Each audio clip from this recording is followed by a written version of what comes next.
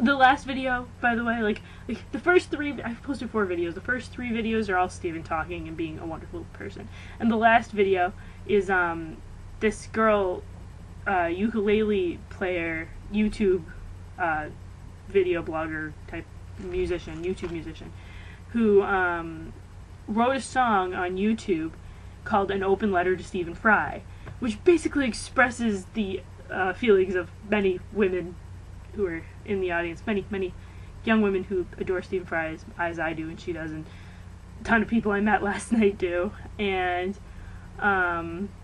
it's basically a very funny song in which she asks Stephen Fry to have her baby, or well, she can have Stephen Fry's baby. It's hilarious. And she kind of was like his opening act. She played a few other songs before he came out, and then he came out and did his thing.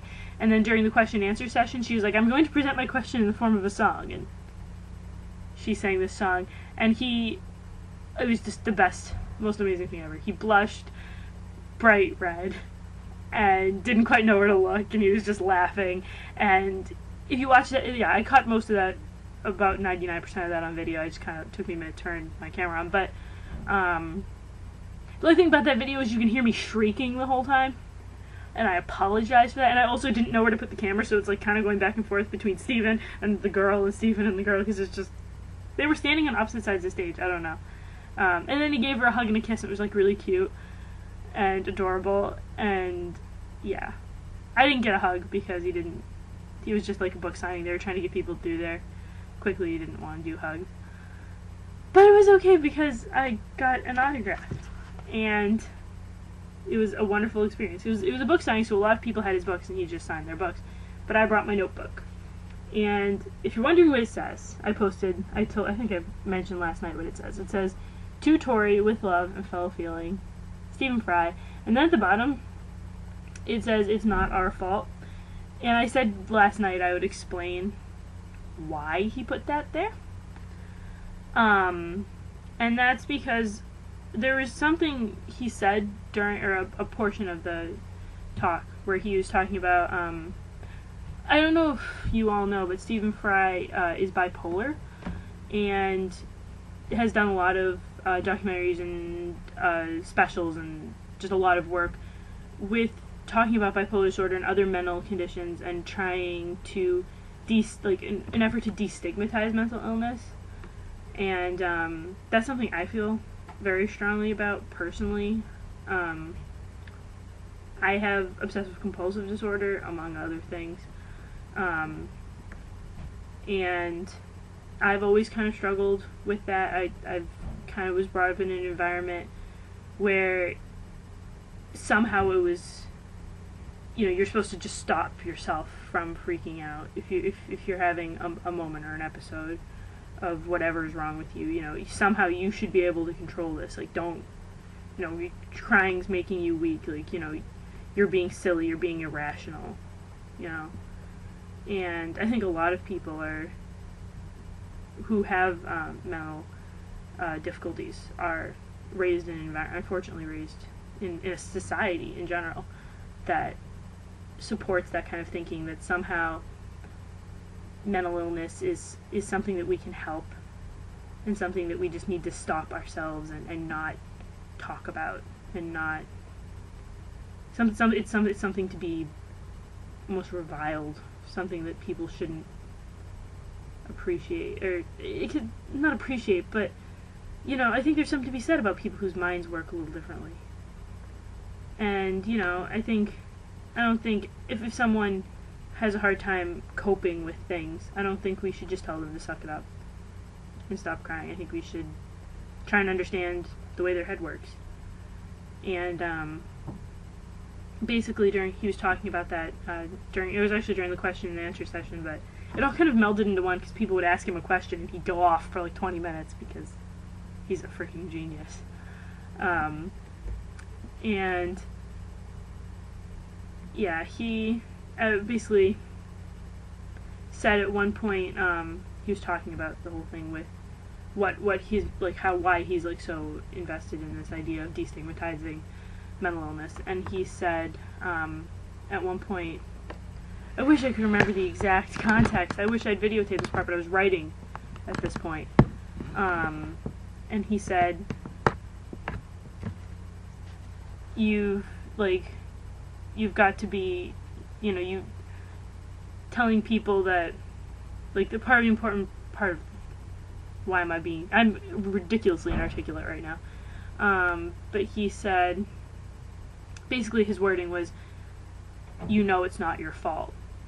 Like, when you have mental difficulties and things like that, the most important thing that you can know is that it's not your fault. And that, it's not your fault, that you can't help it, that this is just the way you are.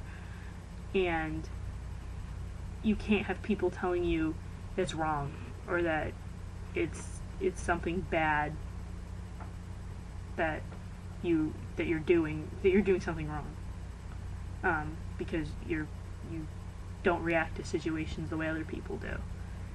And I think I wish I remembered more of his exact context than what he'd said in context, but basically what it says in my notebook at this point is all very messy, and it says, what I said was, this could bring me to tears. I didn't know he was bipolar. Because I didn't know that before I went there and heard about that. I know I'm a bad Stephen Fry fan, I guess, but I learned something new. I was like, he's my hero, and I just went on and on, but because the way he put it was just, it really, really, really says something. I mean, a good portion of this page is just taken up by me saying, that's not your fault, that's not your fault, over and over again, because that was just the most wonderful thing that I heard all night. And he went on to say that wisdom is the ability to cope with what our life situations are, and whether that is, a mental illness or whatever happens to us. Like, if we use our having wisdom is the ability to be able to cope with those things that life throws at us, and not let them get us down, or not let what society has to say about them kind of get us down. But like I said, what really stuck with me was the it's not your fault bit. And afterwards, when I went up for the signing, first of all, I was shaking like a freaking chihuahua. Like, you should have seen me. I could, like, how they say, like, you're weak in the knees, your knees are knocking. My legs were like spasming. I couldn't stand still. I was a mess, because I wanted to say something to him. I didn't just want to walk up there and be like, hey, and hand him my notebook. But so I went up there and I said, more or less, I said, I really want to thank you for everything you said tonight. What did I say? I really want to thank you for everything you said tonight. You articulated everything that's been in my head for a very long time, because you really did. Like, the whole night kind of helped solidify things I've been thinking about, like, as far as the world and my brain and people and life for a long time. Like, I've been trying to put it into words for a long time, and to hear him say it so much more beautifully than I'm able to really solidified that in my head. And so I was like, I just want to thank you for everything you said tonight. He said, oh, that's lovely, thank you so much, or so what did he say? It was like, oh, that's so nice of you, thank you, that's so nice to hear, thank you so much. And I was like, also, especially what you said about mental illness and it not being people's fault, and like how important that is. And I was kind of just like talking a million miles an hour, and I probably sounded like a crazy person or a caveman. I probably sounded terrible. But he was like, he said, that's really lovely. That I'm so glad that. I wish I could remember exactly what he said. Oh my gosh, he basically said that, like, I was lovely, and he said I was lovely, and he said, something like I understand, like, and that is important, and like I'm glad that you feel that way, and that like that touched you. But the next thing, like, it's all very hazy. But the next thing I remember is that he was asking me how to spell my name, which is Tori. But the thing is, I was watching him write it upside down, and Stephen Fry has weird handwriting,